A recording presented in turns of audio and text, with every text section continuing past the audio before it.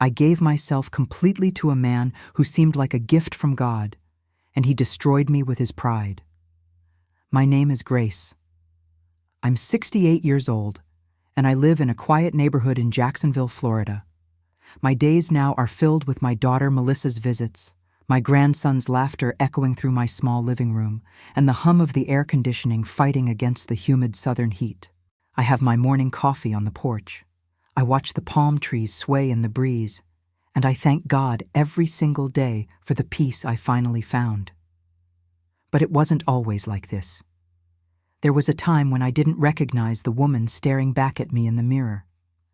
A time when I believed that love meant shrinking myself so small that I could fit into the shadow of a man who thought he was better than everyone else, especially me. When I say I gave myself to him, I mean everything. My body, yes, but so much more than that. I gave him my trust, my hope, my dreams of what a marriage could be. I gave him my dignity. I gave him pieces of my soul I didn't even know I was handing over until there was almost nothing left of me. And for years, I thought that was what love was supposed to feel like. Let me tell you something, honey. When you're a woman of a certain generation, my generation, you were taught that a good man was a prize. That if he was decent, if he worked, if he didn't hit you or drink too much, then you had won some kind of lottery. You were supposed to be grateful. You were supposed to make it work. And Richard? Oh, Richard was perfect on paper. He was tall, well-dressed, always smelling faintly of aftershave and ambition. He had thick, dark hair that he combed back like the men in old movies, and a smile that made every woman at our church on Sunday mornings take a second glance. He worked in sales, drove a nice car, and spoke with the kind of confidence that made you believe everything he said was gospel truth. When he walked into a room, people noticed. When he spoke, people listened. And when he looked at me, really looked at me, with those deep brown eyes that seemed to see straight through to my heart, I felt like I was the only woman in the world. I was 24 years old when we met. It was 1981, and I was working in the cafeteria at an elementary school in Riverside, serving sloppy joes and apple slices to kids who barely said thank you.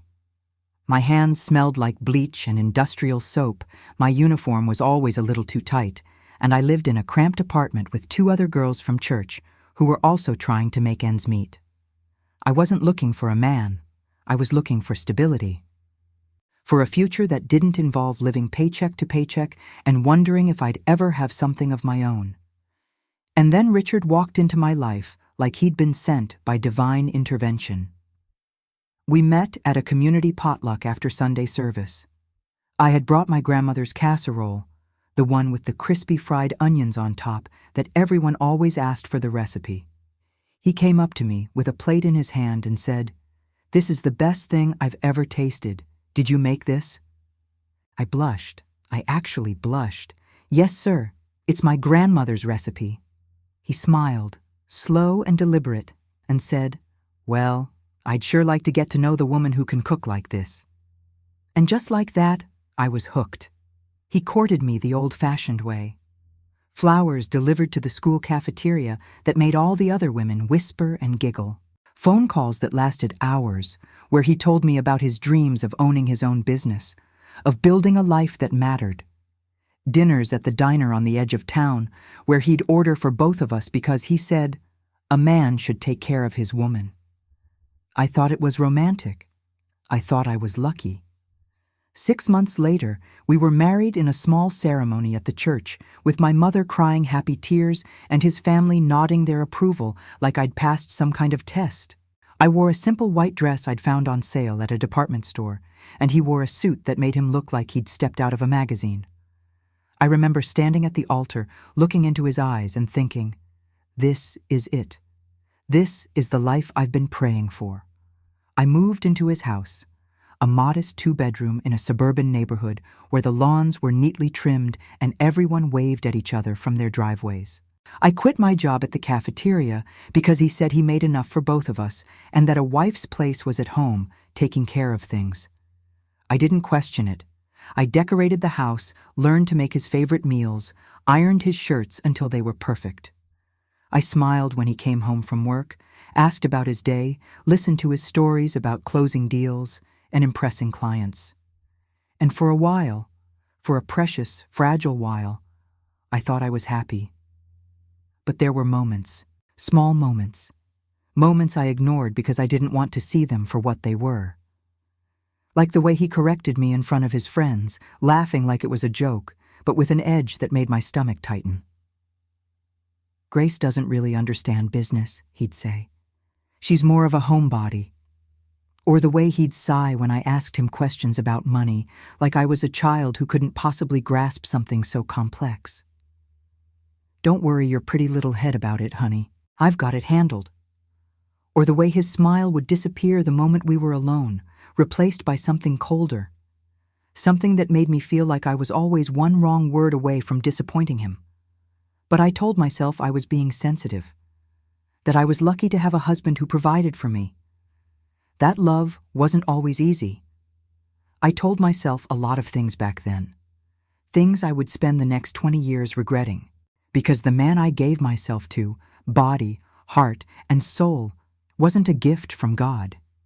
He was a test, and I almost failed it.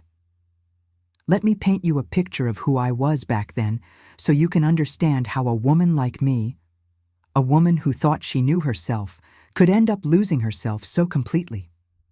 I grew up in a small town outside of Tampa, the youngest of 3 girls in a family that didn't have much but always had enough. My father worked at a factory. My mother cleaned houses for the wealthier families on the other side of town. We said grace before every meal, went to church every Sunday, and knew that hard work and faith were the only things that would get you anywhere in this world. I was taught that a woman's greatest achievement was becoming a good wife, that if you could cook, clean, and keep a man happy, you'd done your job. College wasn't even a conversation in our house. My older sisters got married right out of high school, one to a mechanic, the other to a man who worked at the electric company, and everyone expected I'd do the same. But I was stubborn. I wanted something different, even if I didn't quite know what that meant. So instead of getting married at 18, I moved to Jacksonville with $50 in my pocket and a suitcase full of dreams I couldn't even name. I got the job at the elementary school cafeteria, found the apartment with the 2 church girls, and told myself I was building a life. I was independent. I was making my own money. I was free. But freedom, I learned, can feel a lot like loneliness when you're living in a tiny apartment where the air conditioning barely works and you're eating ramen noodles for dinner 4 nights a week. And that's the state I was in when Richard found me, or maybe I should say, when I let him find me. Because looking back now, with all the clarity that age and distance bring, I realize I wasn't just attracted to Richard. I was attracted to the idea of him, the stability he represented, the escape from a life that felt small and uncertain. He was 32 when we met, 8 years older than me, and he carried himself like a man who had already figured out all the answers. He had a steady job with a growing company, a house with his name on the deed, a car that didn't break down every other week. He talked about the future like it was something he could control, like success was just a matter of working hard enough and being smart enough. And God, I wanted to believe that. I wanted to believe that if I just attached myself to the right man, everything else would fall into place. Our courtship was a whirlwind. He took me to places I'd never been. Nice restaurants where the waiters wore bow ties, drives along the coast where we'd watch the sunset over the Gulf, weekend trips to Orlando where we'd walk through theme parks like we were just 2 regular people in love. He told me I was beautiful. He told me I was special. He told me that meeting me had changed his life. And I believed him. I believed him when he said he wanted to take care of me. I believed him when he said I didn't need to work anymore, that his salary was more than enough for both of us. I believed him when he said that a wife's job was to make a home, and that if I did that, he'd make sure I never wanted for anything. It sounded like a fairy tale. It sounded like everything I'd been taught to want. So when he proposed to me on a warm June evening, down on one knee in front of the fountain at the park near his house, I didn't hesitate. I said yes before he even finished asking the question. My mother cried when I told her. "You did good, Gracie," she said, holding my hands in hers. "You found a good man, a provider. That's all a woman can ask for." Even my father, who rarely showed emotion, shook Richard's hand and said, "You take care of my girl." And Richard smiled that confident, winning smile and said, "I will, sir. I promise." The wedding was small but beautiful. I wore a dress I'd found at a bridal shop that was going out of business. Simple, elegant, with lace sleeves that made me feel like a princess. Richard's family filled most of the church pews. His mother was a stern woman with tight curls and a mouth that rarely smiled, but she told me I looked appropriate, which I took as a compliment. His father was louder, more gregarious, the kind of man who slapped backs and told jokes that weren't quite funny, but everyone laughed at anyway. He pulled me aside before the ceremony and said, "Richard's a smart boy. He knows what he wants. You just make sure you keep him happy, and everything will work out fine." I nodded and smiled, even though something about the way he said it made my skin prickle. But I pushed the feeling aside. This was my wedding day. This was supposed to be the happiest day of my life. And it was. Or at least, I convinced myself it was. The reception was held in the church fellowship hall, with folding tables covered in white plastic tablecloths and a buffet of casseroles, fried chicken, and sheet cake from the Publix bakery. We danced to Lionel Richie and Elvis, and Richard held me close and whispered in my ear that he couldn't wait to start our life together. That night, we drove to his house, our house now, and he carried me over the threshold like they do in the movies. I laughed, giddy and nervous, and he set me down in the living room and kissed me with a kind of intensity that made my knees weak. "You're mine now," he said, his hands on my face, his eyes locked on mine. "All mine." And I smiled and said, "Yes, all yours." I thought it was romantic. I thought it was love. I didn't realize it was a warning. The first few weeks of marriage were like living in a dream. I spent my days organizing the house, learning where Richard kept everything, making sure his favorite foods were always stocked in the fridge. I'd wake up early to make him breakfast before he left for work. Eggs, bacon, toast with butter, coffee just the way he liked it. He'd kiss me on the forehead and say, "You're a good wife, Grace. I made the right choice." And I'd beam with pride, like I'd won some kind of prize. But slowly, so slowly I didn't even notice it happening, things began to shift.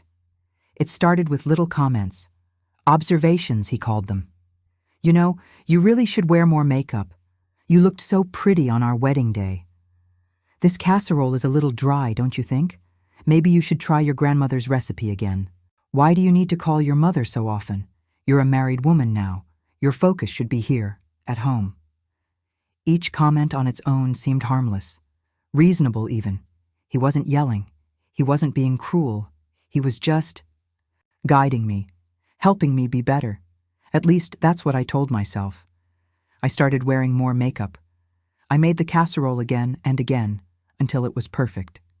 I called my mother less, and when I did, I kept the conversation short. I adjusted. I adapted. I became smaller. And Richard seemed pleased. He'd come home from work, survey the house, and nod approvingly. "See?" he'd say. "I knew you had it in you. You just needed a little direction." I should have seen it then. I should have recognized the pattern forming. But I was young, and I was in love, and I so desperately wanted to be good enough. So I kept adjusting. I kept shrinking, and Richard kept taking up more space. For the first year of our marriage, Richard was everything I thought a husband should be. He was attentive in ways that made me feel special. Every Friday, he'd bring home flowers, nothing extravagant, just a simple bouquet from the grocery store, and place them on the kitchen table with a kiss on my cheek. "For my beautiful wife," he'd say, and I'd feel that warm flutter in my chest that made me believe I was the luckiest woman alive. He was respected in our community. At church, people would seek him out after service, asking his opinion on everything from car repairs to investment advice. He'd stand in the parking lot in his pressed slacks and button-down shirt, hands in his pockets, nodding thoughtfully as he dispensed wisdom, like he was some kind of oracle. The pastor even asked him to join the finance committee, a position Richard accepted with the kind of humble pride that made everyone admire him even more. "It's important to give back," he'd say at dinner, cutting into his steak. "God has blessed us, Grace. The least I can do is help steward his church's resources." I'd nod and agree, proud to be married to a man who was so involved, so important. Our neighbors loved him too.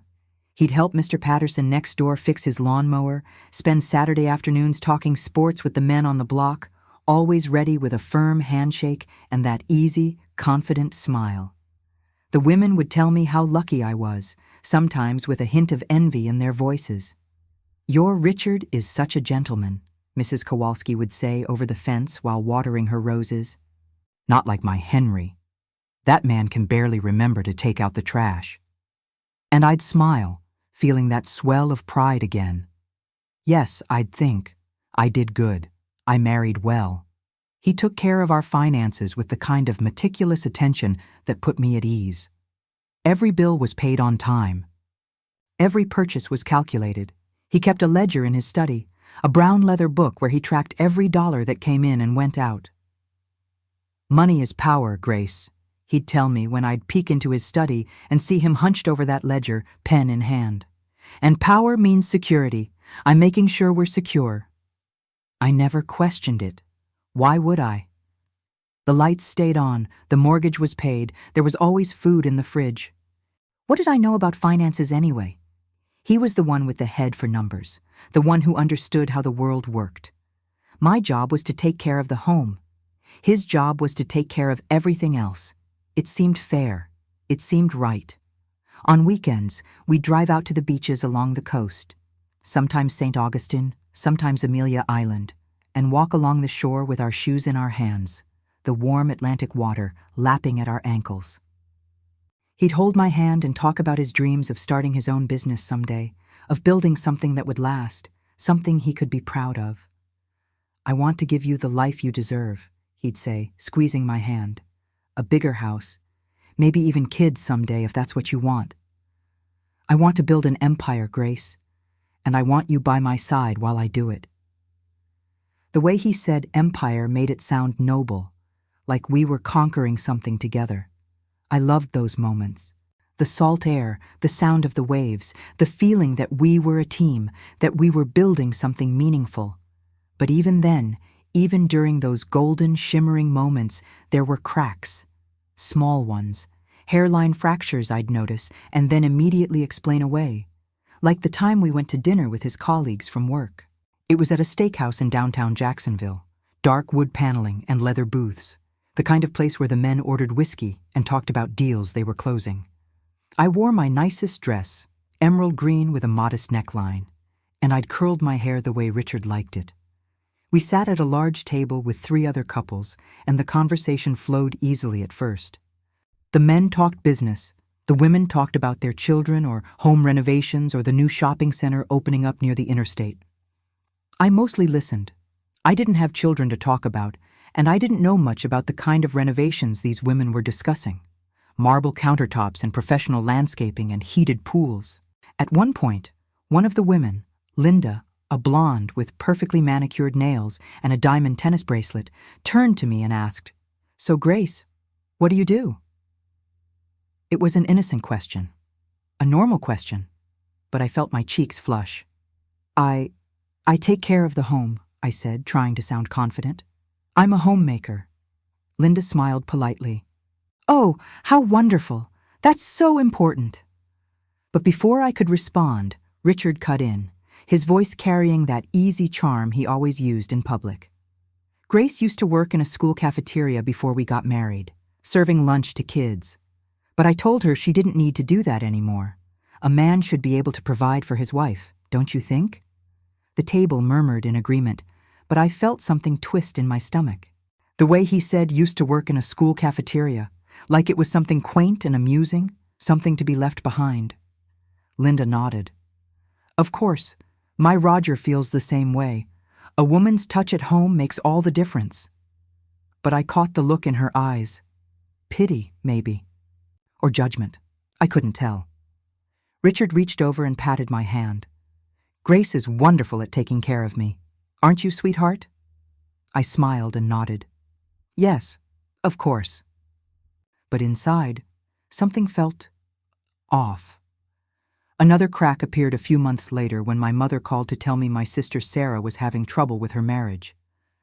Her husband had lost his job, and they were struggling to make ends meet. I was thinking maybe we could help them out, I said to Richard that evening over dinner. Just a little bit, maybe a few $100s to get them through the month. Richard set down his fork and looked at me with an expression I'd never seen before. Not anger, exactly. Something colder. Grace, he said slowly, like he was explaining something to a child. We're not a bank. Your sister's husband needs to figure out his own problems. If I bail him out now, what's going to stop him from coming back next month, and the month after that? But she's my sister, and I'm your husband, he interrupted, his voice firm. Your loyalty is to me now, to this family, not to the family you came from. Do you understand? I felt my throat tighten. I just thought, that's the problem, Grace. You're not thinking. You're being emotional. He picked up his fork again and cut into his chicken. I make the financial decisions in this house. That's how it works. That's how it's supposed to work. I stared down at my plate, my appetite gone. Okay, I whispered. I understand. He reached across the table and lifted my chin with his finger, forcing me to look at him. His smile was back, warm and reassuring. Hey, I'm not trying to be harsh. I'm just trying to protect us. You trust me, don't you? Yes, I said, because what else could I say? I trust you. Good. He kissed my forehead. That's my girl. But that night, lying in bed next to him while he slept soundly, I stared at the ceiling and felt something I couldn't name. A discomfort, a doubt, a tiny voice in the back of my mind whispering, is this what love is supposed to feel like? But I pushed it down. I buried it, because Richard was a good man. Everyone said so. He provided for me. He was respected. He loved me. The problem wasn't him. The problem, I told myself, was me. I just needed to be better. More understanding, less sensitive. I just needed to trust him more. And so I did. I ignored the cracks. I ignored the warning signs. I ignored the growing feeling in my gut that something wasn't right. Because love meant trusting your husband, didn't it? Love meant letting him lead. Love meant making it work, no matter what. At least, that's what I'd been taught. And I was determined to be a good wife, even if it meant losing myself in the process. The shift didn't happen overnight. It was gradual, like the way the Florida sky darkens before a storm.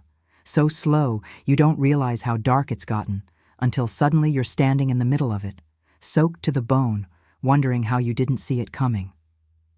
About 18 months into our marriage, Richard got a promotion at work, senior sales manager. It came with a raise, a bigger office, and a new level of confidence that seemed to radiate off him like heat from asphalt in July. He started coming home later. Not outrageously late, 7, sometimes 8 o'clock, but late enough that the dinners I'd carefully prepared would be dry and lukewarm by the time he sat down to eat. Sorry, honey, he'd say, loosening his tie as he walked through the door. Big meeting with the regional director. You know how it is. I didn't know how it was, actually, but I'd nod and reheat his plate and sit across from him while he ate, telling me about office politics I couldn't follow and people I'd never met. He stopped asking about my day. Not that there was much to tell. My days had become a predictable rhythm. Wake up, make breakfast, clean the house, run errands, prepare dinner, wait. But still, he used to ask. He used to pretend he cared about the small details of my life. Now, he just talked, and I just listened. One evening, I decided to surprise him. I'd spent the entire afternoon making his favorite meal, pot roast with carrots and potatoes, the way his mother used to make it. I'd even baked a pecan pie from scratch, my hands sticky with corn syrup and my kitchen smelling like brown sugar and cinnamon. I set the table with our good dishes, the ones we'd gotten as wedding gifts that we almost never used. I lit candles.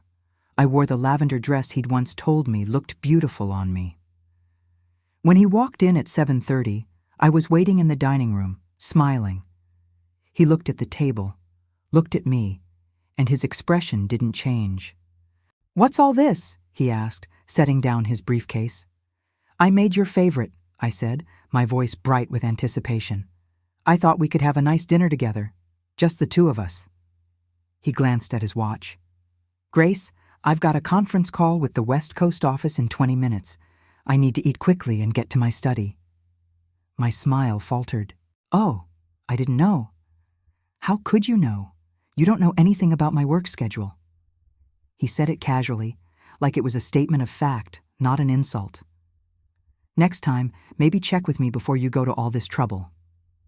He sat down, served himself, and ate in silence, shoveling food into his mouth like he was fueling a machine. The candles flickered between us. The pecan pie sat untouched on the counter. 12 minutes later, he stood up, kissed the top of my head, and disappeared into his study. I sat there alone, staring at the candles until the wax pooled and dripped onto the tablecloth. That was the first time I cried myself to sleep. But it wouldn't be the last. The criticism started small, wrapped in concern. "Sweetheart, have you been snacking? You're looking a little soft around the middle. This roast is a bit overcooked, don't you think? Maybe you should set a timer next time. That outfit is interesting. Is that what women are wearing these days?" Each comment landed like a tiny stone, small enough to ignore individually, but collectively building into a weight I carried everywhere. I started second-guessing everything. Was my cooking good enough?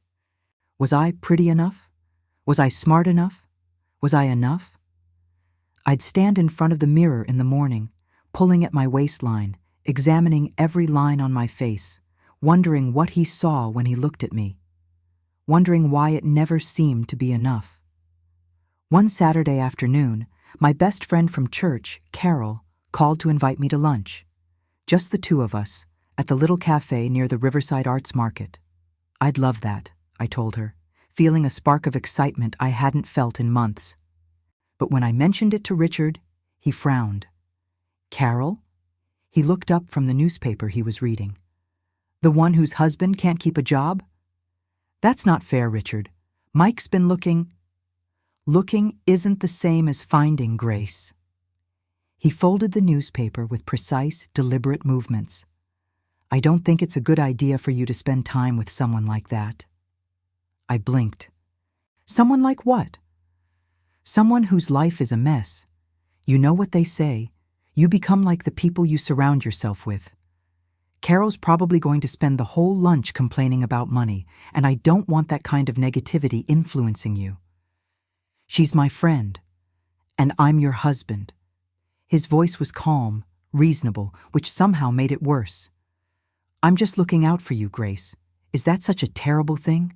I opened my mouth to argue, but the words wouldn't come. So I called Carol back and canceled. I told her I wasn't feeling well. The disappointment in her voice made my chest ache. Richard started helping me with everything. That's what he called it, helping. He'd reorganized the kitchen cabinets after I'd spent an entire morning arranging them, explaining that his way was more logical, more efficient. He'd rewrite the grocery list I'd made, crossing off items he deemed unnecessary. "We don't need 3 types of cereal, Grace. That's wasteful." He'd critique the way I folded his shirts, the way I loaded the dishwasher, the way I vacuumed the living room. "You missed a spot there, and there. Here, let me show you the right way to do it." The right way. His way, always his way. I started to feel like a guest in my own home, like I was constantly being tested and constantly failing. One evening, I made the mistake of disagreeing with him in front of his brother Tom, who had stopped by for a beer. They were talking about politics, something about the upcoming election, and Richard made a comment about welfare recipients being lazy. Without thinking, I said, "I don't think that's entirely fair. My cousin Lisa is on food stamps right now because she got laid off, and she's been applying to jobs every single day. Richard turned to look at me, his eyes cold. Grace, honey, you don't really understand how the economy works. Tom and I are talking about macro-level policy, not your cousin's personal situation. Tom looked uncomfortable, glancing between us. I just meant, I know what you meant. Richard's smile didn't reach his eyes. But maybe it's best if you let the men discuss these things, okay? Why don't you get us some more beer? My face burned with humiliation. I stood up, walked to the kitchen, and pulled 2 beers from the fridge with shaking hands. Through the doorway, I could hear Richard laughing. Sorry about that, Tom. Grace has a good heart, but she doesn't always think before she speaks. I stood there, gripping the cold bottles, feeling something inside me crack a little wider. But when I brought the beers out, I was smiling. Always smiling. Because that's what a good wife does, right? She smiles. She defers. She makes everyone comfortable, even when she's drowning. The worst part wasn't the criticism. The worst part was that I started to believe he was right. Maybe I was too sensitive. Maybe I didn't understand things the way he did. Maybe I was lucky he was patient enough to correct me, to guide me, to put up with my inadequacies. Maybe the problem really was me. I started apologizing for everything. For meals that weren't perfect, for opinions that didn't match his, for existing in a way that seemed to constantly disappoint him. I'm sorry became my most common phrase. And Richard would smile that patient, condescending smile and say, It's okay, Grace. I know you're trying. You just need to try a little harder. So I did. I tried harder. I made myself smaller. I silenced my own voice. I became a shadow in my own life. And Richard seemed more satisfied than ever. He'd pat my head like I was a well-behaved pet. He'd tell his friends I was coming along nicely. He'd introduce me at church functions as my wife, Grace. She takes such good care of me. And everyone would smile and nod, believing the perfect picture he painted. No one saw the cracks. No one saw me disappearing. Not even me. Not yet. But deep down, in a place I was too afraid to acknowledge, something was stirring. A tiny ember of anger.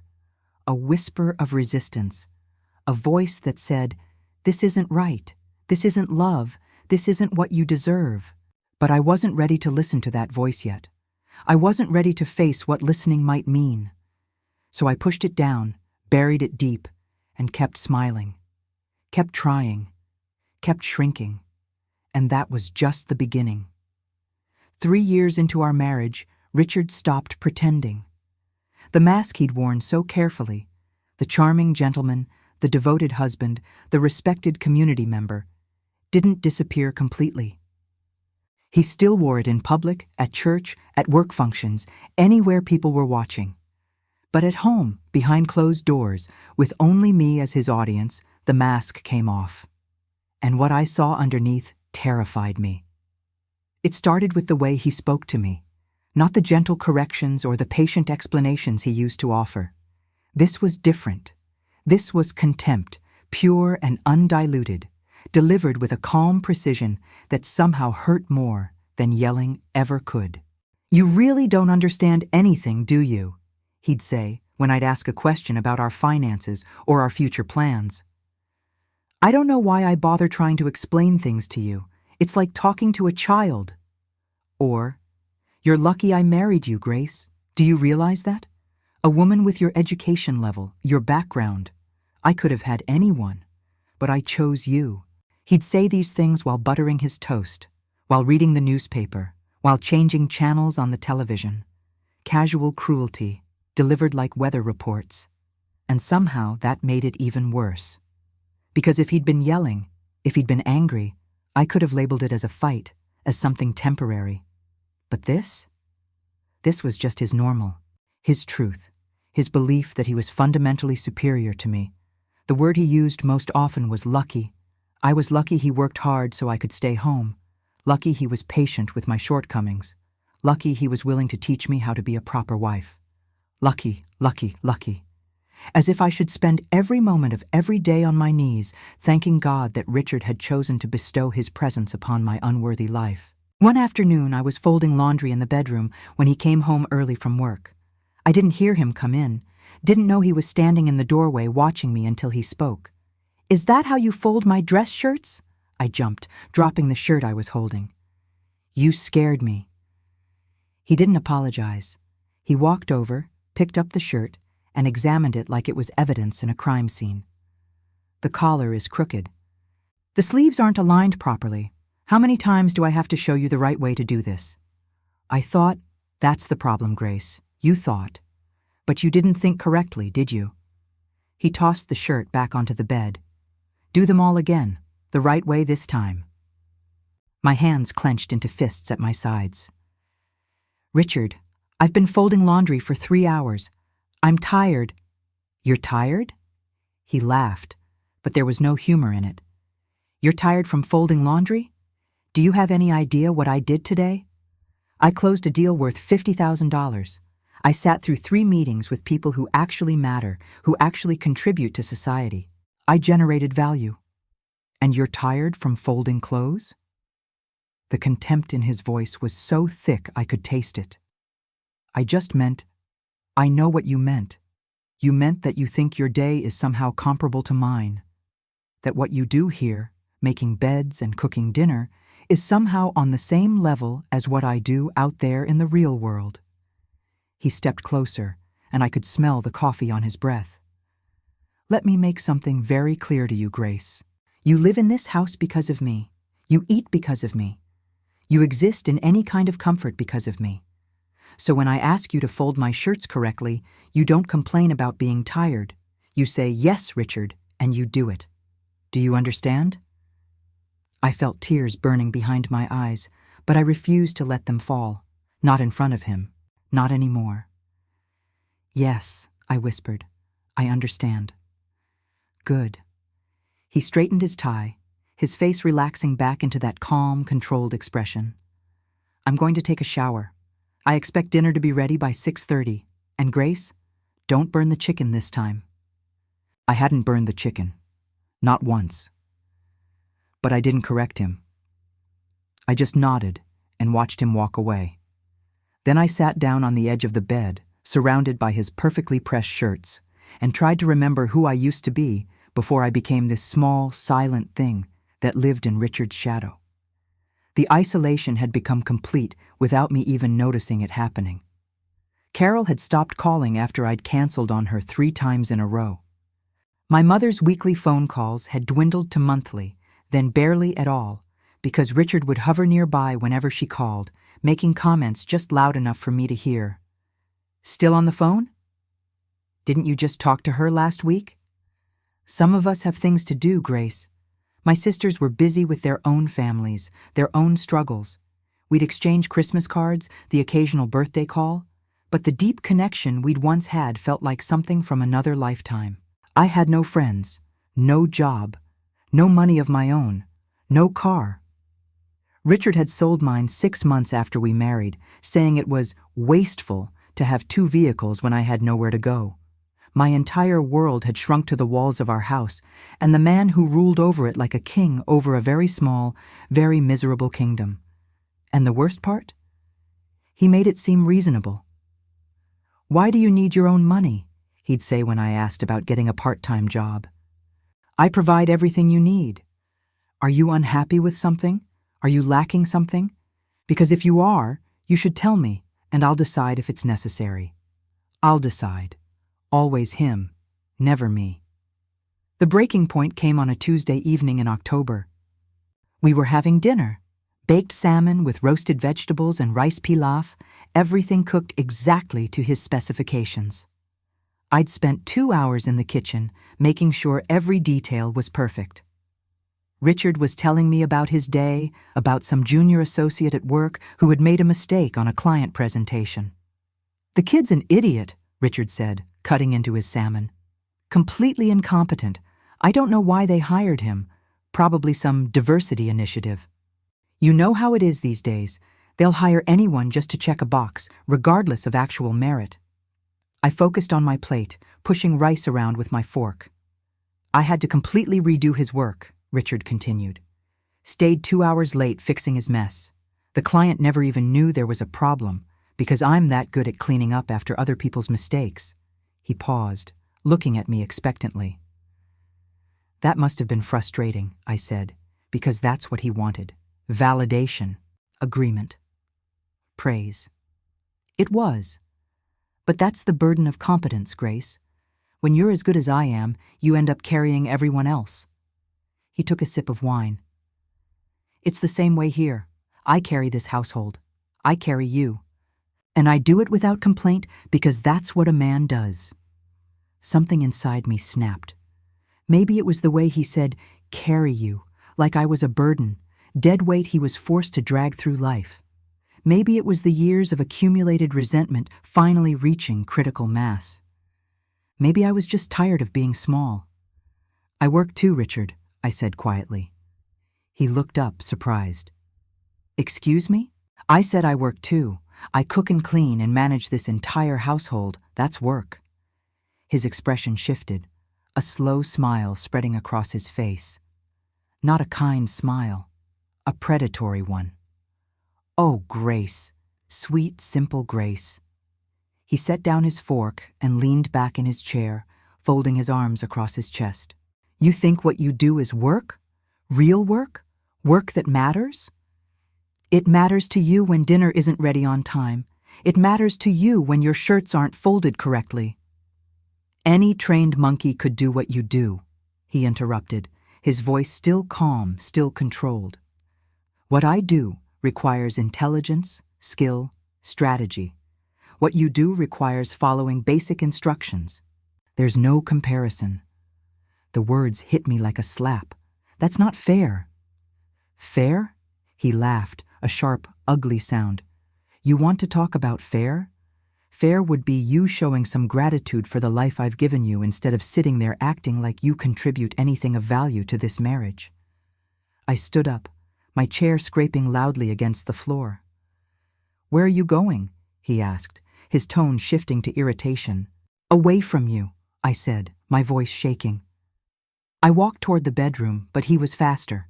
He grabbed my wrist, not hard enough to hurt, but firm enough to stop me. We're not done here, he said, his face inches from mine. You don't walk away from me when I'm talking to you. Do you understand? I looked at his hand on my wrist, then up at his face, that handsome, respectable face that everyone in our community admired. And I saw him, really saw him. Not the man I'd married, not the man I'd thought he was, but the man he'd always been underneath, arrogant, controlling, cruel. A man who believed his own superiority was a fundamental truth of the universe. Let go of me, I said, my voice steadier than I felt. We stood there, locked in a silent battle of wills. Finally, he released my wrist and stepped back, smoothing his hair with one hand. You're being dramatic, he said, his tone shifting back to that patronizing patience. This is why I have to be firm with you, Grace. You're too emotional. You take everything personally. I didn't respond. I just walked into the bedroom and closed the door. That night, lying in the dark with Richard sleeping soundly beside me, I finally let myself think the thought I'd been avoiding for years. I hate him. And right behind that thought came another, even more terrifying. I hate who I've become because of him. The months that followed that October night were the darkest of my life. I stopped fighting back, not because I'd accepted my situation, but because I'd run out of fight. It was like I'd been holding my breath underwater for so long that my body had simply given up, lungs screaming, vision going dark. I existed. That's all I did. I woke up, I made breakfast, I cleaned, I cooked. I waited for Richard to come home. I endured his commentary, his corrections, his casual reminders that I was less than. Then I went to bed and did it all over again the next day. A hamster wheel of humiliation. I barely recognized myself anymore. When I caught glimpses of my reflection in the bathroom mirror, I'd see a stranger staring back, hollow eyes, tight mouth, shoulders permanently hunched as if I was trying to make myself invisible. I was 30 years old, and I looked 50. I was alive, but I wasn't living. The isolation had become so complete that some days I wouldn't speak to another human being besides Richard. No phone calls, no visitors, no errands that required more than a silent transaction at the grocery store checkout. I was alone in a way that felt like drowning in slow motion. Richard, meanwhile, was thriving. He got another promotion at work, vice president of regional sales. It came with a substantial raise, a company car, and a new level of authority that fed his already bloated ego like gasoline on a fire. He started traveling more. Charlotte, Atlanta, sometimes as far as Chicago or Boston. He'd be gone for 3, 4, sometimes 5 days at a time, and I'd be left alone in that house, rattling around like a ghost. Part of me was relieved when he traveled. The house felt lighter without his presence, like I could finally breathe without someone monitoring every breath. I'd leave dishes in the sink overnight. I'd watch whatever I wanted on television. I'd eat cereal for dinner standing at the counter, not bothering with plates or proper meals. Small rebellions that felt pathetic even as I committed them. But another part of me, a part I was ashamed to acknowledge, felt abandoned. Because even though Richard made me miserable, he was all I had. My entire identity had become so wrapped up in being his wife that when he was gone, I wasn't sure who I was supposed to be. It was on one of those lonely nights, with Richard in Atlanta, and me sitting on the couch in my nightgown at 10 o'clock watching some mindless sitcom that my mother called. I almost didn't answer. It had been months since we'd spoken, and I knew she'd hear the emptiness in my voice, the defeat. Mothers always know, but I picked up anyway. Maybe because I was desperate for any human connection, even one that would require me to lie. Gracie? Her voice was warm, familiar, and it cracked something open inside me. Hi, Mama. I've been worried about you, baby. I haven't heard from you in so long. There was concern in her tone, but also something else. Hurt, maybe. Is everything okay? Everything's fine, I said automatically, the lie so practiced it came out smooth. Just busy, you know, taking care of the house and... How's Richard? The question hung in the air between us. He's good. Got another promotion. He's traveling a lot for work. That must be lonely for you. The sympathy in her voice nearly undid me. I felt tears prickling behind my eyes, my throat tightening. I'm fine, Mama. Really. There was a long pause. I could hear her breathing on the other end of the line, and I knew she was deciding whether to push or let it go. Gracie, honey, you know you can tell me if something's wrong, don't you? If you need help. I don't need help. The words came out sharper than I intended. I'm fine. Richard is fine. Everything is fine. Another pause. Okay, she said softly. Okay, baby, I love you. You know that, right? The tears spilled over then, silent and hot down my cheeks. I know, Mama. I love you too. After we hung up, I sat there in the dark, crying in a way I hadn't let myself cry in years. Big, ugly, gasping sobs that came from somewhere deep in my chest. I cried for the girl I used to be, for the dreams I'd had, for the life I thought I was building. I cried because I was trapped and I couldn't see a way out. I cried because even though I hated Richard, even though he'd destroyed me piece by piece, the thought of leaving him was somehow more terrifying than staying. Where would I go? I had no money, no job, no car, no recent work experience. I'd been out of the workforce for years, doing nothing but cooking and cleaning and being told I was worthless. Who would hire me? Who would want me? Richard's voice echoed in my head. You're lucky I chose you. You could never make it on your own. And the worst part? I believed him. The gota d'agua, the final drop that made the glass overflow, came on a Saturday morning in late February. Richard was home, working in his study on some proposal. I was in the kitchen, making lunch.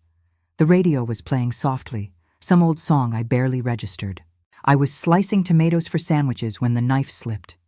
It wasn't a deep cut, just a shallow slice across my left index finger, but it bled immediately, bright red drops falling onto the cutting board. "Damn it," I muttered, grabbing a dish towel and wrapping it around my finger.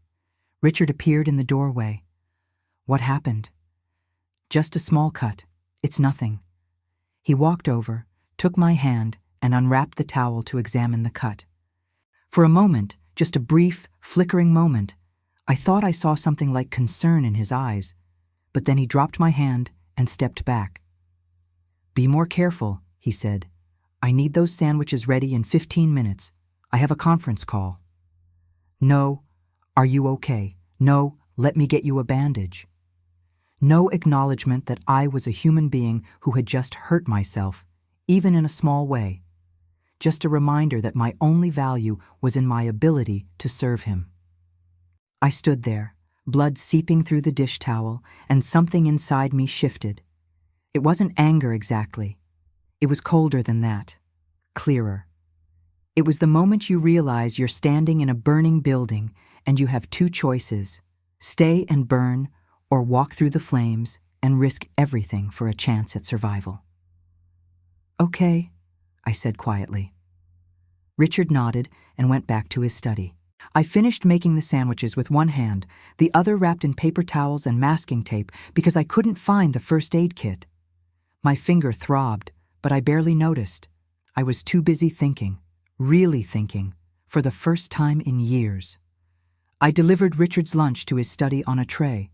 Sandwich cut diagonally, chips arranged neatly, a glass of iced tea with exactly 2 ice cubes, the way he liked it. He didn't look up from his computer, just waved his hand in acknowledgement. I walked back to the kitchen, sat down at the table, and stared at my bandaged finger, and I made a decision. I didn't know how yet. I didn't know when.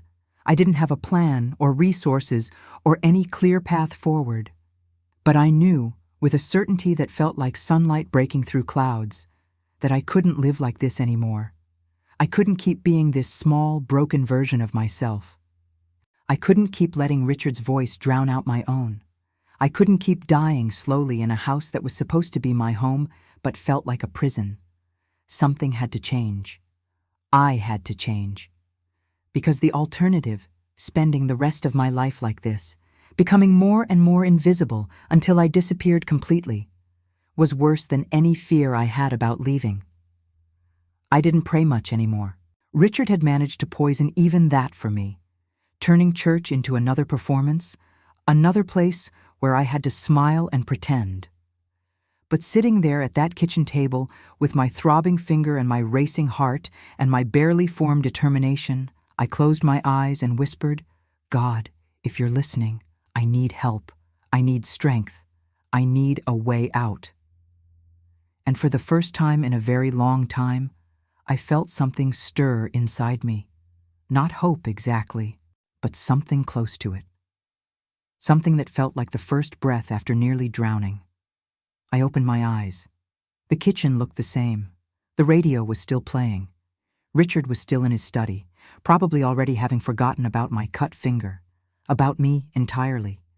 Nothing had changed, but everything had changed, because I had woken up different that morning, and I would never go back to sleep again. For 3 weeks after that Saturday morning, I moved through the house like a woman gathering intelligence. I didn't confront Richard. I didn't change my behavior. I smiled when he expected smiles, cooked what he wanted cooked, stayed silent when he needed an audience for his monologues about his own brilliance. But inside, I was planning. Quietly, carefully, like a prisoner studying the guards' routines, looking for weaknesses in the walls. I started with small things, practical things. When Richard traveled to Atlanta for 4 days, I walked to the public library, 3 miles each way in the humid Florida heat, and asked the librarian how to get a copy of my birth certificate. She helped me fill out the form, paid for with quarters I'd been secretly collecting from the change Richard would empty onto his dresser each night. I requested a copy of our marriage license from the county clerk's office. I found the documents Richard kept in his study, Insurance papers, the deed to the house, bank statements. And when he was at work, I'd carefully photocopy them at the library, my hands shaking the entire time, certain someone would catch me and ask what I was doing. I was documenting my own life, proving I existed, gathering evidence of a marriage that, on paper, looked perfectly normal.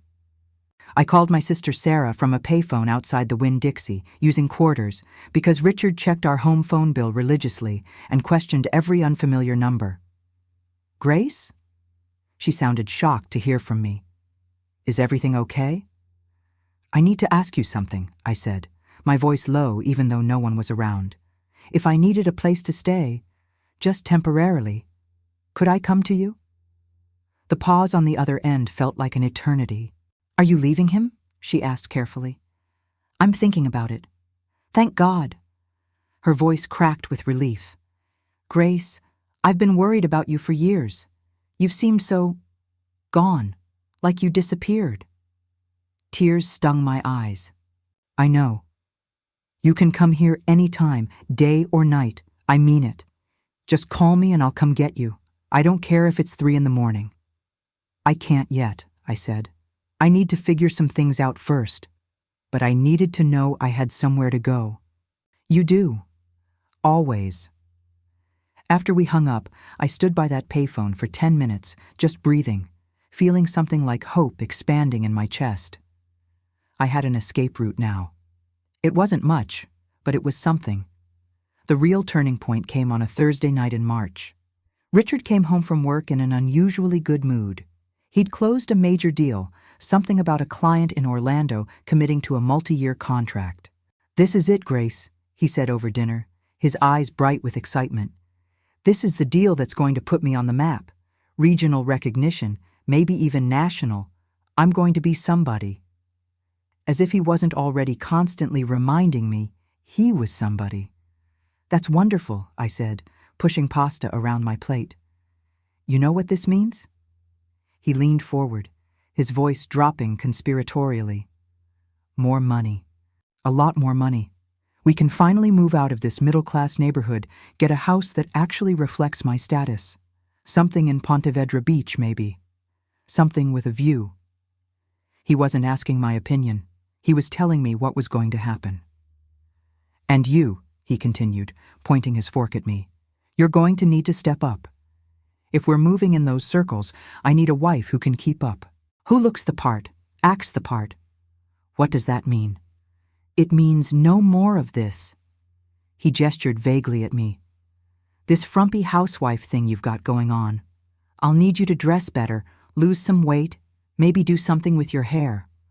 I can't have people thinking I married beneath me." The words hung in the air between us. I can't have people thinking I married beneath me. 7 years. 7 years I'd given this man. 7 years of shrinking myself, silencing myself, erasing myself to fit into his vision of what a wife should be. And he thought I was beneath him. "Say something," Richard prompted, a slight edge creeping into his voice. "This is good news, Grace. You should be happy. I'm giving you a better life." I set down my fork very carefully.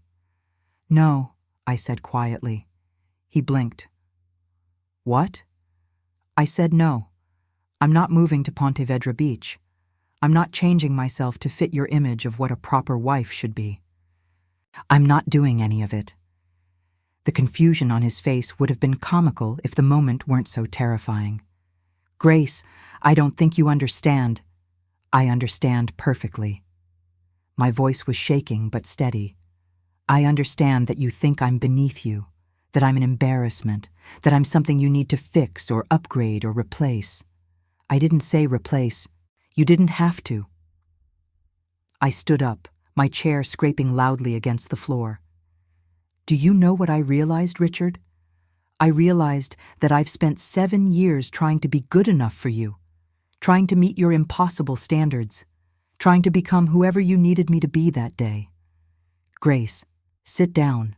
You're being dramatic." And I realized something else. I was crying now, but I didn't care. "I'm never going to be good enough, because you don't want a wife. You want a servant, an audience, a mirror that reflects back how wonderful you think you are. He stood up too, his face darkening. You need to calm down. No. The word came out stronger this time. I don't need to calm down. I need to tell you the truth, finally, after all these years of swallowing it. The truth? He laughed, that ugly, dismissive laugh I'd come to hate. What truth, Grace? That you're ungrateful? That you don't appreciate everything I've given you? The truth, I said, my voice breaking, is that you're not a good man. You're not even a kind man. You're arrogant and controlling, and you've spent our entire marriage making me feel worthless, so you could feel superior. His face went very still, very cold. You have no idea what you're talking about, he said slowly. I have given you everything, a home, security, a life you could never have achieved on your own. I know. I wiped my eyes with the back of my hand, and you've never let me forget it. Not for a single day.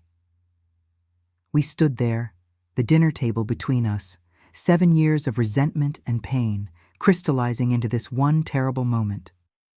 If you're so unhappy, Richard said, his voice dropping to something dangerous, then maybe you should leave.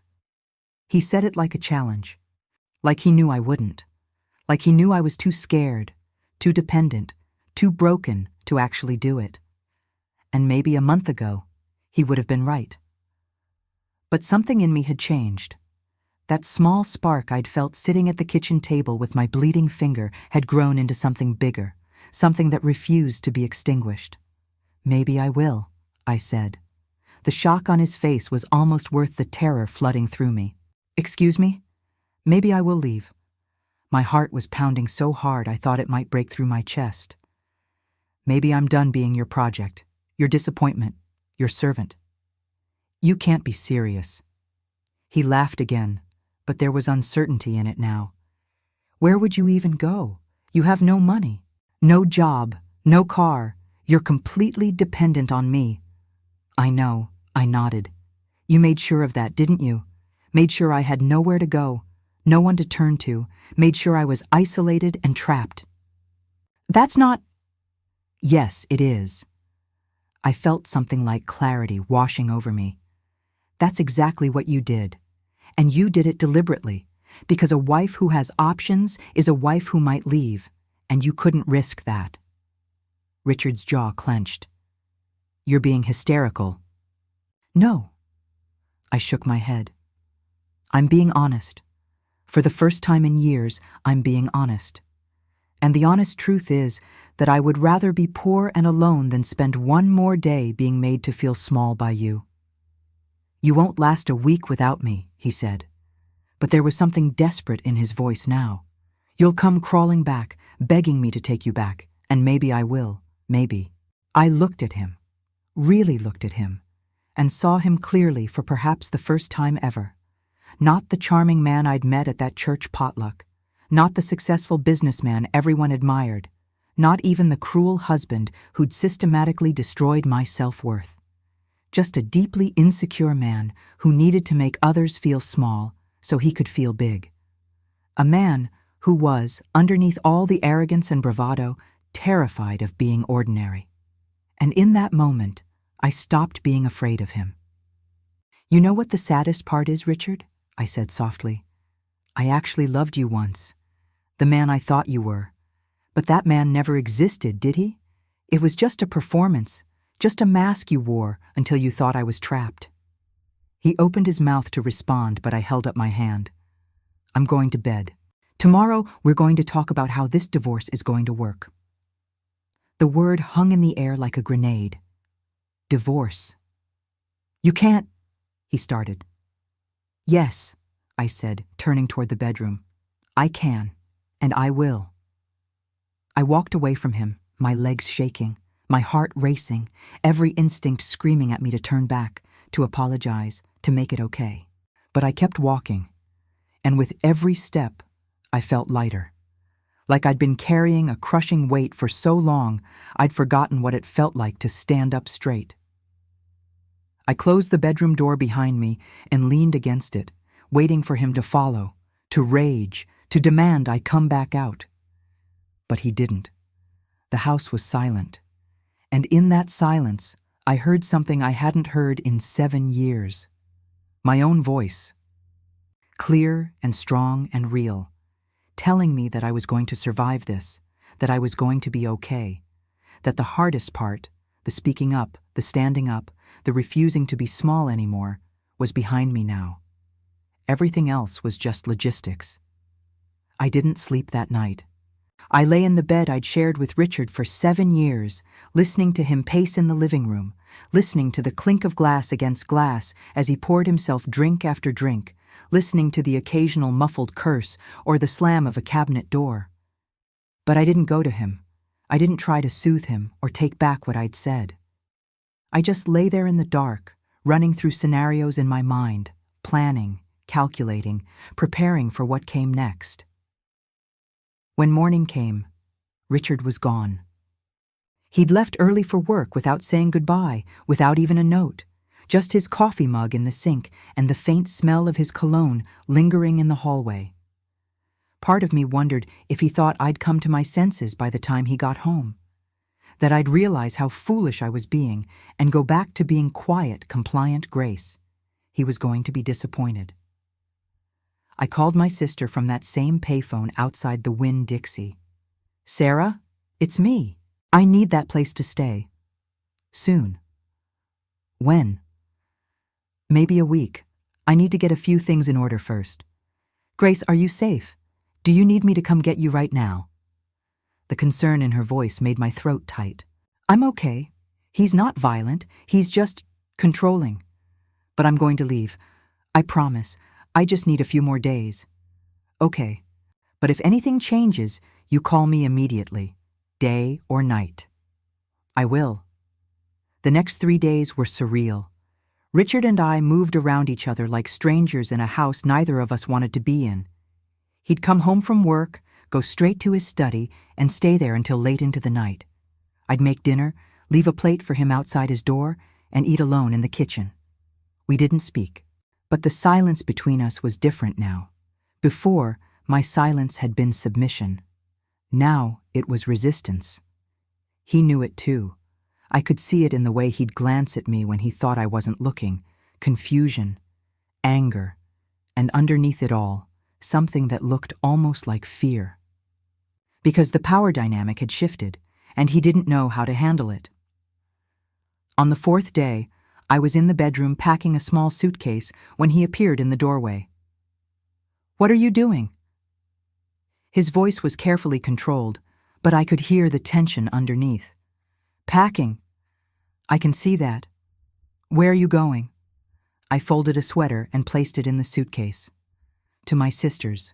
Just for a while, until we figure out the details." "Grace." He stepped into the room, and I saw a flash of the old Richard, the charming one, the persuasive one. "Let's talk about this. Really talk. We don't have to do anything drastic." "It's already done, Richard. We can get counseling. Marriage counseling. There are people who specialize in this kind of thing." "In what kind of thing?" I turned to face him. "In husbands who spend years destroying their wives' self-esteem? In relationships built on control and contempt?" "That's not fair." "No," I interrupted, my voice firm. "What's not fair is what you've done to me. What's not fair is that I lost myself trying to be what you wanted, and it still wasn't enough."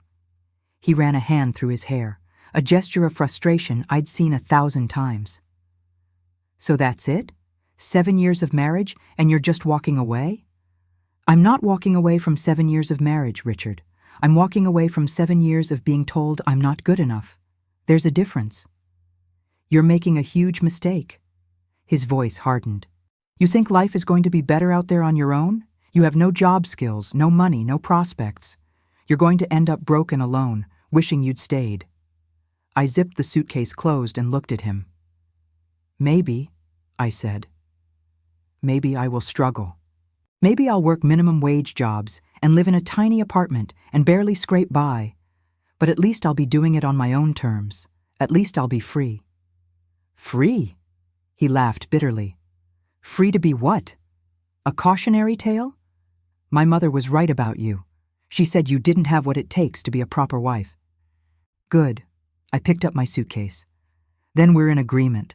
I'm not what you need, and you're definitely not what I need." I walked past him, my shoulder brushing his arm, and headed toward the front door. He followed me. Grace, wait." I stopped, my hand on the doorknob. "What?" When I turned, I saw something in his face I'd never seen before. Genuine panic. "Don't do this," he said, and his voice had lost its commanding edge. "Please, we can work this out. I'll try to be better. I'll listen more. Richard." I said his name gently, almost sadly. "You don't want to be better. You don't think you need to be better. You think I need to be better. And that's why this can't work." "I love you," he said, and it sounded like a last-ditch effort, words he thought might change my mind. "No, you don't," I replied. "You love having someone to control, someone to feel superior to, someone to serve you and admire you and never challenge you. But that's not love, Richard. That's just ownership." I opened the door. Behind me, I heard him say, "You'll regret this." I didn't turn around. Maybe, but I regret staying this long even more. And then I walked out. Sarah picked me up at a gas station 2 miles from the house. When I got into her car, she took one look at my face and pulled me into a hug so tight I could barely breathe. "You did it," she whispered. "You actually did it." And that's when I broke down. All the fear, all the tension, all the years of holding myself together came pouring out in great heaving sobs. She just held me and let me cry. The first few weeks at Sarah's house were strange. I felt like a teenager again, sleeping on her couch, eating meals her family prepared, trying to figure out who I was supposed to be now. Some mornings, I'd wake up and panic, thinking I'd overslept, that Richard would be angry I hadn't made his breakfast. Then I'd remember where I was and feel a mix of relief and terror. I was free, but I was also completely unmoored. Sarah helped me find a job at a department store. Nothing glamorous, just working the register and helping customers find items.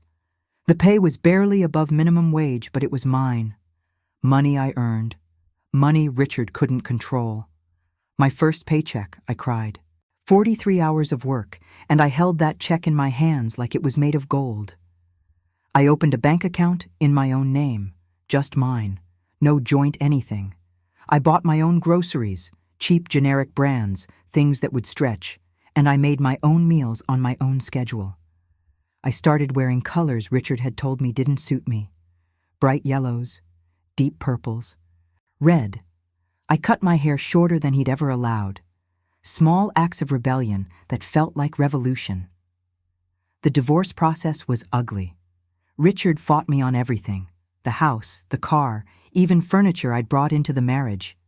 His lawyer painted me as an ungrateful wife, abandoning a good man. But I had a lawyer too, a no-nonsense woman named Patricia who'd worked with abuse survivors before. She recognized the patterns immediately. "Financial abuse," she said, reviewing the documents I'd copied. "Isolation, emotional manipulation, classic controlling behavior." It was the first time anyone had named what had happened to me. Not just a bad marriage, not just incompatibility, abuse. The word sat heavy in my chest, but it also felt like validation, like permission to stop blaming myself. The divorce took 8 months to finalize. 8 months of court dates and negotiations, and Richard's lawyer trying to paint me as mentally unstable, as a woman who'd had some kind of breakdown and abandoned her responsibilities. But I held firm. And on a Tuesday morning in November, a judge signed the papers that made me Grace Thompson again.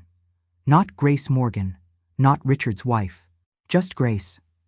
I walked out of that courthouse into the humid Florida air, and for the first time in nearly a decade, I felt like I could breathe all the way down to the bottom of my lungs. The first year on my own was hard. I worked long hours at the department store, eventually moving up to supervisor. I rented a tiny studio apartment in a neighborhood that wasn't fancy, but was safe. I learned to budget every dollar, to fix things myself when they broke, to be resourceful in ways I'd never had to be before. I reconnected with old friends I'd lost touch with during my marriage. Carol from church, who cried when I called her and said she'd never given up on me. My mother, who drove down from Tampa and held me while I told her everything, all the details I'd hidden for years. I started going to a support group for women leaving controlling relationships. Sitting in that circle of folding chairs in a church basement, listening to other women's stories, I realized I wasn't alone. I wasn't crazy. I wasn't weak. I was a survivor. And slowly, painfully slowly, but still, I started to remember who I used to be. The girl who'd moved to Jacksonville with $50 and a dream of independence. The woman who'd wanted something more, even when she didn't know what that looked like. I started taking night classes at the community college. Nothing ambitious at first, just a few courses in business administration, but it felt like planting seeds, like building toward something. On my 33rd birthday, I had dinner with Sarah and her family. Nothing fancy, just spaghetti and garlic bread and a store-bought cake. But as I sat there, surrounded by people who loved me, who saw me, who valued me, I realized something profound. I was happy. Not because everything was perfect, not because I had everything figured out, but because I was free. Free to make my own choices, free to make my own mistakes, free to be imperfect and struggling and still worthy of love and respect. That night, lying in my small apartment, in my own bed, in my own space, I whispered into the darkness, I did it. I actually did it. And for the first time in years, when I closed my eyes, I didn't see Richard's disappointed face or hear his critical voice. I just saw myself, whole, healing, free. I'm 68 years old now, and when I look back at that woman I used to be, the one who walked out of Richard's house with a single suitcase and more fear than hope, I barely recognize her. But I'm proud of her, so proud, because she did the hardest thing a person can do. She chose herself when the entire world had taught her to choose everyone else first. The years after the divorce weren't easy. I'm not going to sit here and tell you some fairy tale where everything fell into place the moment I left. Life doesn't work that way. Freedom doesn't come with a manual or a safety net or a guarantee that everything will be okay. But it comes with something better, the chance to rebuild yourself on your own terms.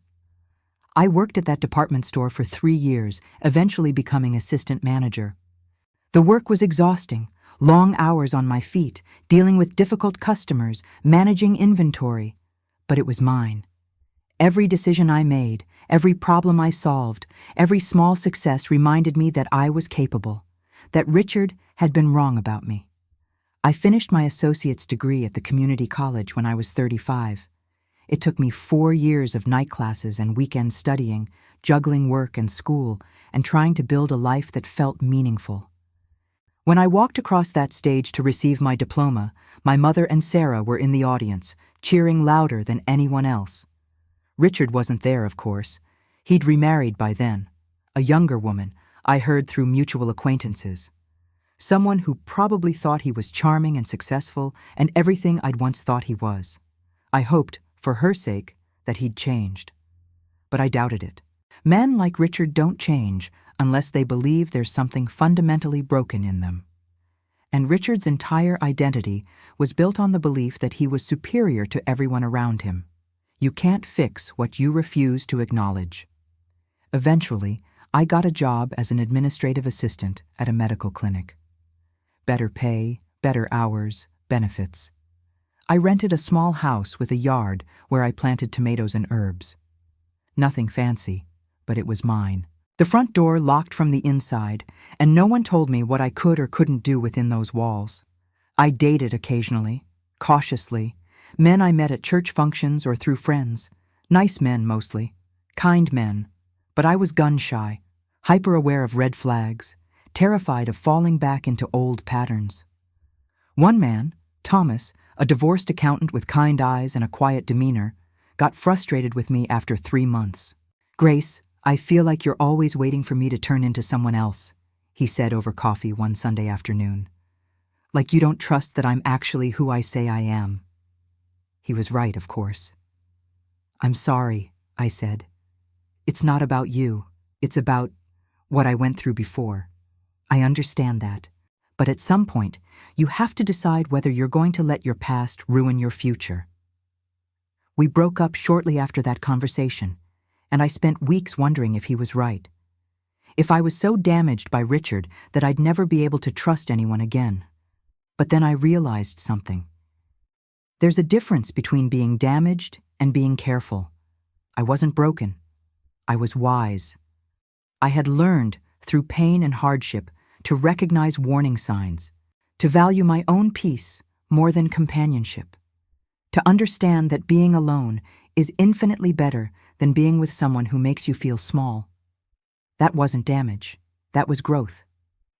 I met my second husband, my real husband I call him, when I was 42 years old. His name was Daniel. He was a widower, a retired high school teacher with silver hair and laugh lines around his eyes.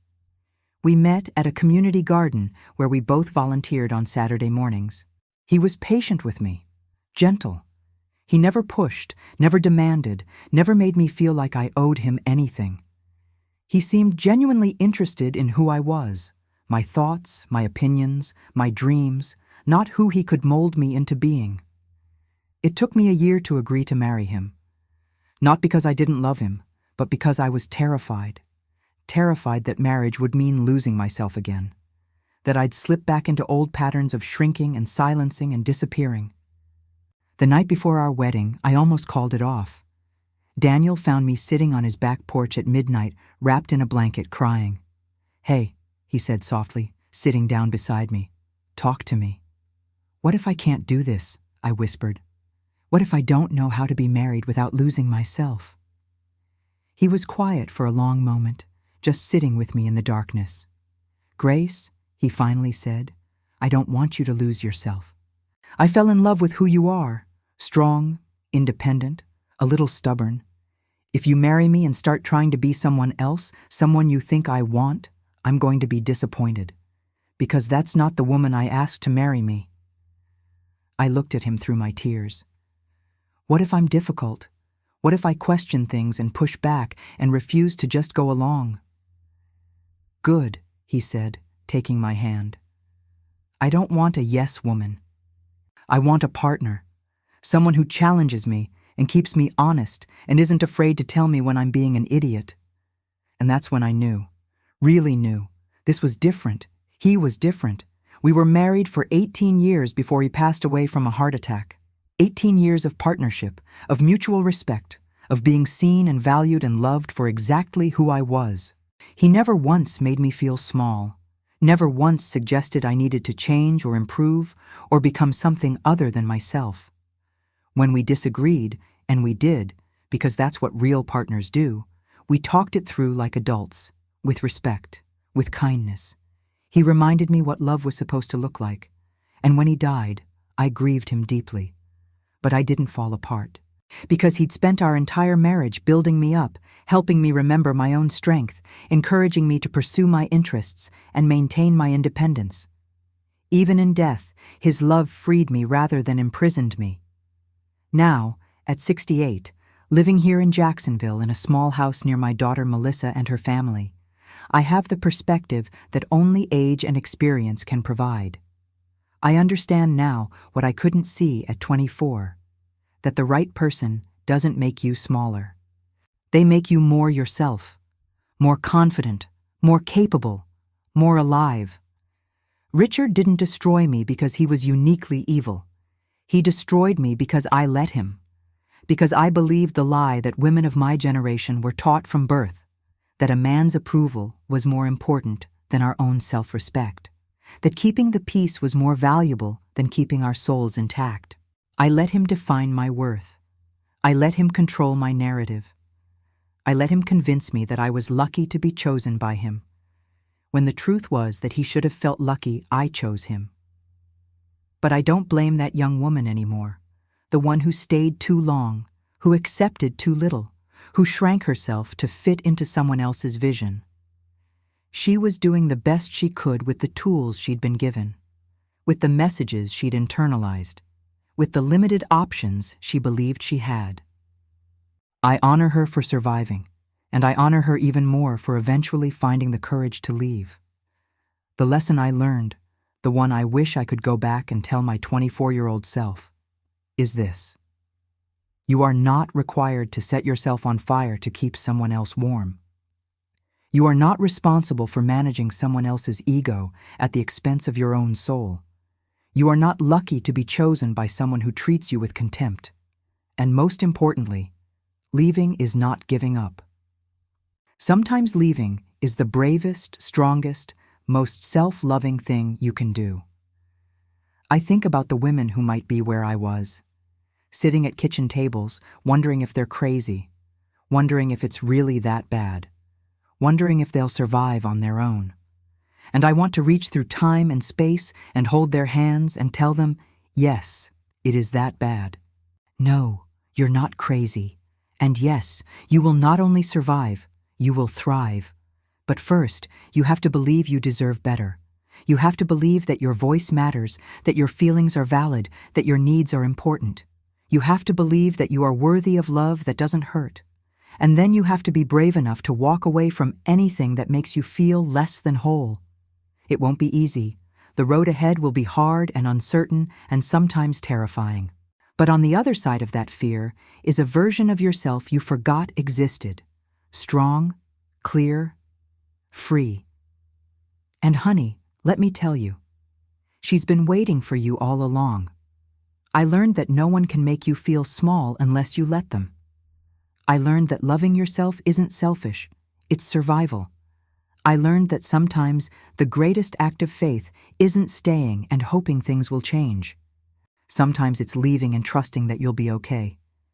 And I was. I am. I will be. Because I chose myself. And that choice saved my life. There's one more thing I need to tell you. Something I discovered years after the divorce. Something that changed how I understood everything that happened between Richard and me. I ran into his younger sister, Patricia, at a public supermarket about 15 years after I'd left him. I almost didn't recognize her.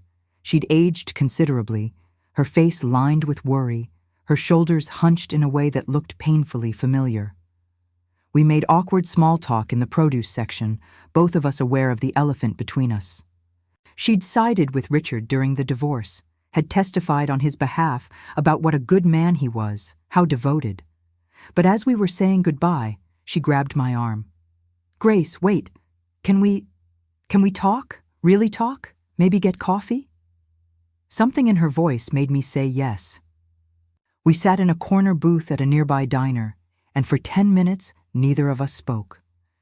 She just stirred her coffee around and around, like she was trying to find the right words at the bottom of the cup. Finally, she looked up at me with tears in her eyes. "I'm sorry," she whispered. "I'm so sorry for what I said during your divorce, for not believing you, for defending him." I didn't know what to say. "I get it now," she continued, her voice breaking. "I didn't understand then. I thought you were exaggerating, being dramatic. But now I'm living it." My blood ran cold. "What do you mean?" "My husband, Tom. He's just like Richard. The control, the criticism, the way he makes me feel like I'm stupid, worthless, lucky he puts up with me." She laughed bitterly. "I've been married to him for 12 years, and I just realized a few months ago that I've become exactly what you were. Small, silent, afraid." I reached across the table and took her hand. "Patricia, you can leave. You know that, right? You can..." "Can I?" She looked at me with such desperation. "How did you do it? How did you find the courage when you had nothing? When everyone told you that you were making a mistake?" And so I told her. Everything. The fear, the planning, the moment I finally chose myself over safety. The hard years that followed.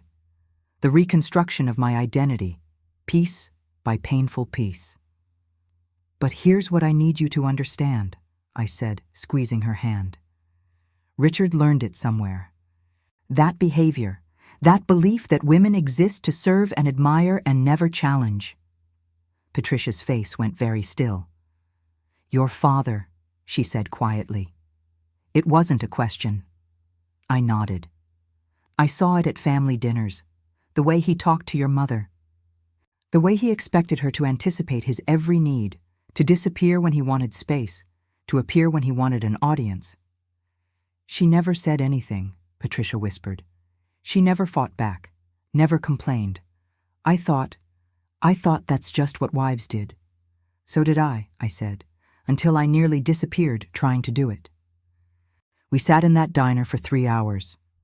By the time we left, Patricia had my sister's phone number, the name of my old lawyer, and a promise that she could call me day or night if she needed support. She left Tom 8 months later, and in leaving him, she broke a cycle that had probably been running in that family for generations. That encounter taught me something profound. Richard wasn't a monster. He was a man who'd been taught that dominance was love, that control was care, that a woman's submission was proof of his worth as a man. His mother had modeled it, his father had demanded it, and Richard had internalized it so deeply that he genuinely believed he was being a good husband by guiding me, correcting me, shaping me into something acceptable. He probably told himself he loved me. He probably believed he was helping me. But love that requires you to become less of yourself isn't love at all. It's just another form of violence, dressed up in respectable clothes. Now, sitting here at 68, with my daughter visiting on weekends and my grandson's laughter filling rooms that used to echo with criticism, I can say this with certainty. Leaving Richard was the best decision I ever made. Not because my life became perfect. It didn't. Not because I never struggled. I did, for years. But because I got myself back. The self I'd almost forgotten existed. The woman with opinions and preferences and boundaries and dreams. The woman who could say no without apologizing. The woman who could take up space without feeling guilty. That woman was always there, buried under years of conditioning and fear and learned helplessness. She was just waiting for permission to exist, and the only person who could give her that permission was me. My daughter Melissa, Daniel's daughter, who I raised as my own after we married, asked me once why I never talked badly about Richard, even after everything he put me through. "Aren't you angry?" she asked. "Don't you hate him?" I thought about it for a long time before answering. "I was angry," I finally said. "For years I was furious. At him for what he did. At myself for letting it happen. At the world for teaching us both that his behavior was normal, acceptable, even admirable. But now I mostly feel sad. Sad for the woman I was, who believed she deserved so little. Sad for Richard, who will probably never understand what he lost when he chose control over connection. Sad for all the women still living in houses that feel like prisons, wondering if they're strong enough to leave." "Are they?" Melissa asked. "Strong enough?" I smiled. "They're stronger than they know. They just haven't discovered it yet." That's what I want you to understand if you're listening to this and seeing yourself in my story. You are stronger than you know. The fact that you're still here, still functioning, still showing up day after day in a relationship that diminishes you, that takes an enormous amount of strength. You're just directing that strength in the wrong direction, using it to hold yourself together instead of using it to set yourself free. But that strength is there, waiting, ready. And when you finally decide to use it to save yourself instead of to survive someone else's cruelty, you'll be amazed at what you're capable of. You'll be amazed at the life you can build. You'll be amazed at the woman you become when no one is telling you to be smaller, quieter, less. I gave myself completely to a man who seemed like a gift from God, and he destroyed me with his pride. But here's the plot twist. Being destroyed wasn't the end of my story. It was the beginning, because from those ashes, I built something Richard could never touch, never diminish, never control. I built myself, not the version he wanted, not the version I thought I was supposed to be, but the authentic, messy, imperfect, resilient woman I was always meant to become. And that woman? She's pretty magnificent, not because she's perfect or successful or impressive by society's standards, but because she survived, she escaped, she healed, and she learned to love herself with the same intensity she once used to love a man who didn't deserve it. If you're in a relationship where you feel yourself shrinking, where you question your own reality, where love feels like a test you're constantly failing, please hear me. You deserve better. You always did. And you have the power to choose it, even when it terrifies you. Even when everyone tells you you're making a mistake. Even when the path forward is dark and uncertain. Because the only real mistake is staying in a place that's killing your spirit, one small cut at a time, until there's nothing left of who you used to be. I'm 68 years old. I'm a grandmother. I live in a modest house in Jacksonville, and I volunteer at a women's shelter twice a week, helping other women find the courage I once had to find. My life isn't glamorous. It isn't the fairy tale I imagined at 24. But it's mine. Every choice, every mistake, every triumph, mine. And there's a freedom in that, a peace that I never found in any relationship where I had to pretend to be less than I was. So this is my message to you, whoever you are, wherever you are. Choose yourself, even when it's hard, especially when it's hard. Choose yourself, your future self, the one who's finally free, finally whole, finally at peace, is waiting for you to be brave enough to walk toward her. Don't keep her waiting too long.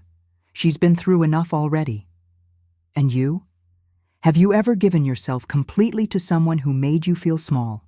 Have you ever had to choose between staying and surviving, or leaving and discovering who you really are? Drop a comment below. Share your story, your truth, your courage, because somewhere out there, another woman is reading this, wondering if she's strong enough to leave, and maybe your words will be the thing that finally convinces her she is. Thank you for listening to my story, for seeing me, for understanding. And remember, you deserve love that makes you bigger, not smaller. You deserve love that feels like freedom. You always did.